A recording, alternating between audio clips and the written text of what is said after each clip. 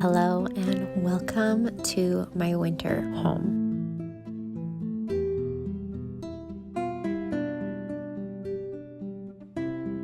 If you are new here, my name is Amy and I'm a wife and a mom and a homemaker. And if you watched my last video, you know that one of my biggest goals in this new year for this whole year is to be more intentional with my home, to be more intentional about where I'm pouring my energy and how I am replenishing not only myself, but this beautiful vessel that it is that I get to raise my family in, that I get to cook and clean and serve and dwell. And I know more than anyone how easy it is to put off the things that are going to move the needle forward, how easy it is to let those little projects, not even big projects, but little things, the little projects pile up and clutter our hearts and our minds and prevent us from really feeling good, feeling like we are getting somewhere and preparing us and building that foundation for our next phase, for our next season, for our next journey and the next chapter of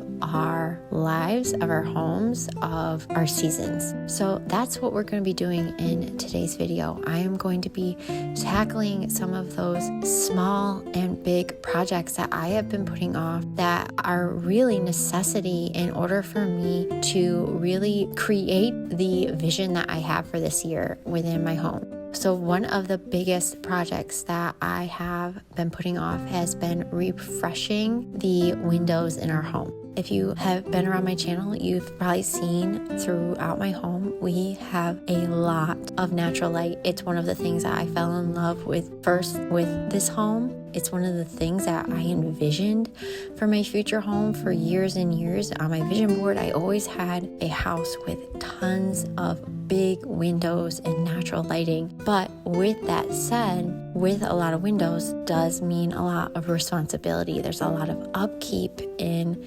having a home with a lot of natural lighting. And these windows in particular, our home was built in the 1980s. And so it's getting to the point where everything that is in the home and is original to the home is needing replacing. And these windows are definitely in that category. Pretty much every window in our home needs to be replaced, other than the ones that we have slowly but surely had to replace due to necessity over the last few years in the children's rooms, in our skylights. But these big south-facing windows, the east-facing windows, and larger windows in our home all need to be replaced at some point. So for that reason, I feel like I've mentally just been avoiding painting the trim and upkeeping them because in my mind, I keep telling myself, well, they're just going to be replaced someday. Keyword there is someday. That day is not today. It's probably not even in the foreseeable future.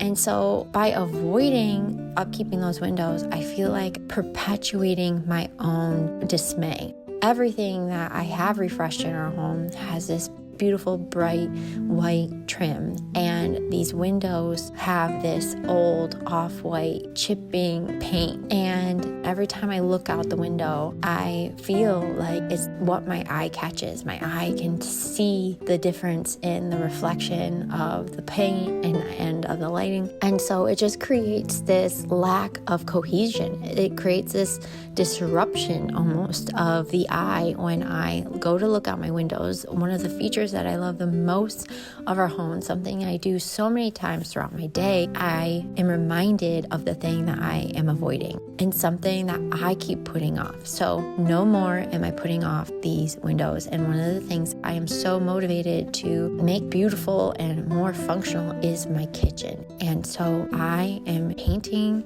these east-facing windows that get all of the beautiful morning light that face our bird feeder and our future apple orchard. This is one of my favorite views. And so I'm just so ready and excited to finally be refreshing this space and making it look nice and fresh and clean and new again. Because yes, It's not about perfection. Like I said, I know at some point all this is going to be gutted and ripped out. So it might seem futile in the now and in the moment to put in so much work into something that isn't going to last. But is that how we really want to feel about the things in our home? Is that really how we think of ourselves? Are we not worth the time and energy right now if it's not going to pay off right this second, or if it feels like it's all going to unravel at some point?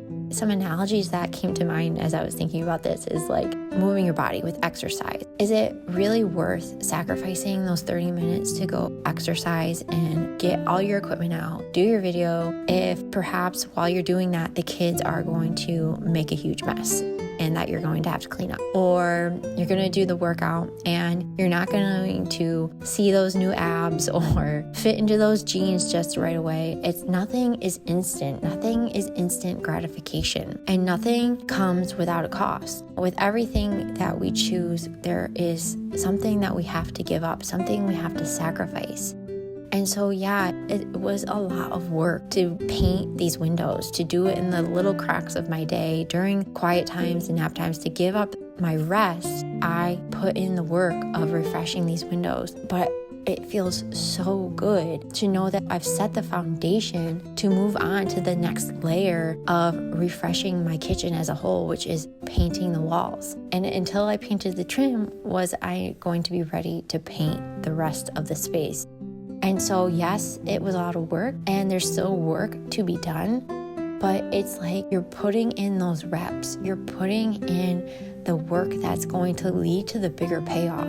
Yes, the workout right now might not make you feel immediately better, but the more that you are consistent with the workouts, the more your kids become routine to that mommy's going to go do that workout now. And the more you build that discipline and build that muscle, that's going to lead to leaner muscle, that's going to lead to better health.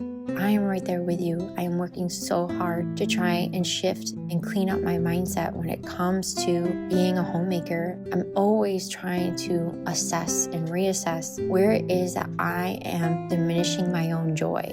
And so that's one of the reasons why I'm so passionate about replenishing and sustaining what I have and finding the beauty in the things that maybe I would have tossed aside, something that somebody else doesn't find beauty in.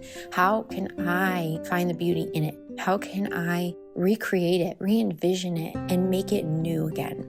And this chair that I got from the thrift store for $5 is a perfect example of that. This beautiful chair that almost is the exact replica of the chair that I've had in my bedroom. It has so much detail and the bones of it were so good. It just had one leg that needed a little bit of wood glue, and it needed a little bit of cleaning and nourishing and rehydrating to bring back the wood. And just with a little bit of elbow grease, with a little bit of TLC, this chair now looks almost brand new. It has perfect function and is so sturdy, and now is this beautiful piece in my home that somebody else thought was trash, that somebody else tossed aside because they didn't want to put in the little bit of time and elbow grease to refasten it, to make it sturdy again, to rebuild the foundation. And now, because I took that time, it's something that I get to reap the fruits of. I get to reap the benefits and enjoy.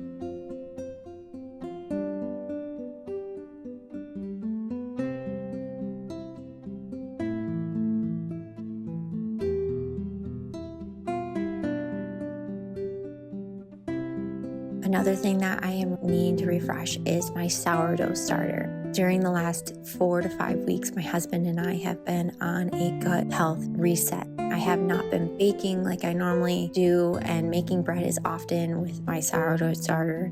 So it's been sitting in the fridge, and finally it's time for me to give it a good feeding with some fresh flour and water. And I just feel like this is another beautiful analogy of just how we all need replenishing at times. We all need to be fed and watered and nourished. It isn't something that we can just be one and done with, that we're never going to have things fall apart, or we're never going to have things that need to be reworked or redone. But what I'm also learning to see amidst all the things that are stacking up that we need to fix, I'm also learning to see all the possibilities that come with that, all the ways that we can re-nourish our home, recreate our space, redesign it, reimagine it, and re-inspire us in this season of its life, in this season of our lives as a family. Just because it doesn't fit cookie cutter into our life or the needs of our family does not mean it is not worth putting the time and the effort into it.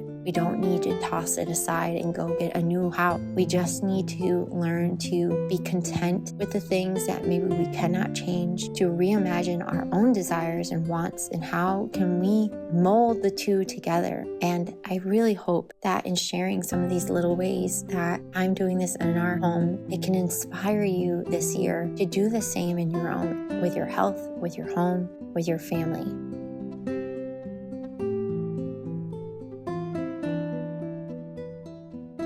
So my loves, I hope that this video inspired you. I hope it encourages you. And until next time, I'll see you in the next one.